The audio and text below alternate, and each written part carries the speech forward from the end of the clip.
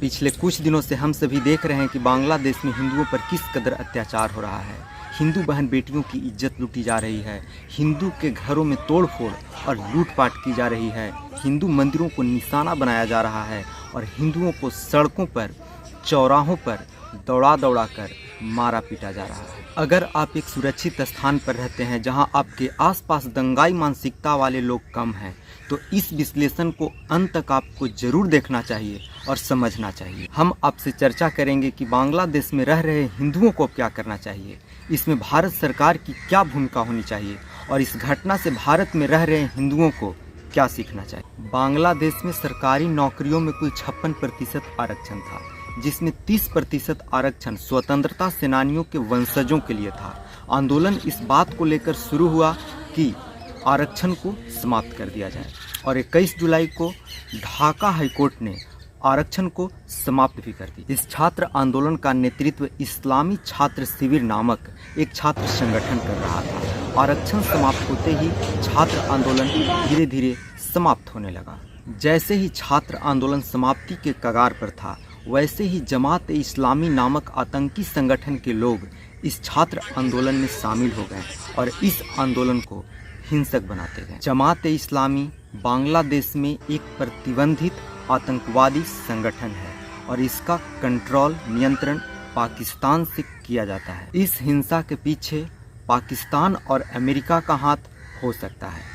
America प्राथमिक मदद देकर बांग्लादेश के ज़मीन का इस्तेमाल अपने फ़ायदे के लिए करेगा और जो हाल अफ़गानिस्तान का किया था, वही हाल अमेरिका बांग्लादेश का भी करेगा। बांग्लादेश की आर्मी ने मात्र 45 मिनट का समय दिया था शेख हसीना को देश छोड़कर भागने के लिए। अगर वो देश नहीं छोड़ती तो उनके पिता शेख मुजरहिवान की तरह उनकी भी हत्या कर दी जाती। एक किस प्रकार के लोग हैं जो एक 75 वर्ष की चुनी हुई महिला प्रधानमंत्री के ब्लाउज और ब्रा को लूट करके प्रदर्शन कर रहे हैं। ये अपने राष्ट्र निर्माता के प्रतिमा पर चढ़कर पेशाब कर रहे हैं, उनकी प्रतिमा को तोड़ रहे हैं। जो इनका राष्ट्रगान लिखे उनके प्रतिमा को तोड़ दिए। क्या इनके लिए राष्ट्र कोई मायने नहीं रखता है? बांग्लादेश में नई सरकार का गठन भी हो चुका है, लेकिन हिंदुओं पर अत्याचार कम नहीं हुआ है। जो जितना अत्याचार कर सकता था कर रहा है। उपद्रवियों पर सेना और सरकार का कोई लगाम नहीं है। समय का चक्र देखिए, 15 वर्षों तक प्रधानमंत्री रहने वाली शेख हसीना अपने कार्यकाल में करीब 70 देशों की यात्रा की और आज कोई भी देश उनको राजनीतिक शरण नहीं दे रहा है। अभी वो भारत में हैं और सुरक्षित हैं। अब यहाँ जो सबसे बड़ा सवाल निकल कर आता है वह यह है कि बांग्लादेश में रह रहे हिंदुओं को अब क्या करना चाहिए। नंबर 1, इसी तरह अत्याचार को सहते रहना चाहिए। नंबर 2, डर करके उन्हें इस्लाम कबूल कर लेना चाहिए। नंबर 3, या फिर अपने स्वाभिमान के खातिर, अपने स्वाभिमान के लिए इन जिहादी मानसिकता वाले लोगों से लड़ना चाहिए। अब दूसरा सबसे बड़ा सवाल निकल कर आता है कि इसमें भारत सरकार को क्या करना चाहिए।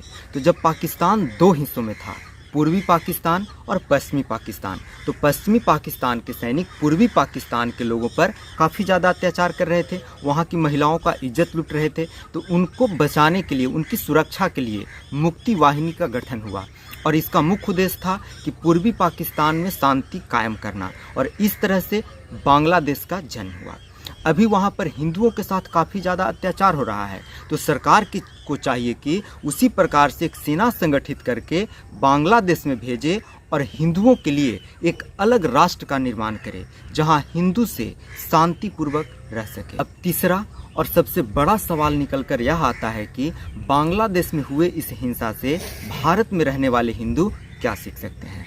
नंबर 1, वहाँ जाति पाति पूछ करके लोगों को नहीं मारा जा रहा है, केवल आपको हिंदू होना ही पर्याप्त है। इसलिए जाति पाति को भूलिए और गर्व से कहिए हम हिंदू हैं। नंबर 2, आप भीड़ का सामना तभी कर पाइएगा जब आप संगठित रहिएगा, भीड़ में रहिएगा, इसलिए एक होकर रहिए। नंबर 3, हर हिंदू एक दूसरे हिंदू का ज़रूरत के समय मदद कीजिए और इस वीडियो को ज़्यादा से ज़्यादा हिंदू तक पहुंचाने में मेरी मदद करने के लिए इस वीडियो को ज़्यादा से ज़्यादा शेयर कीजिए। जय हिंद, जय सनातन धर्म।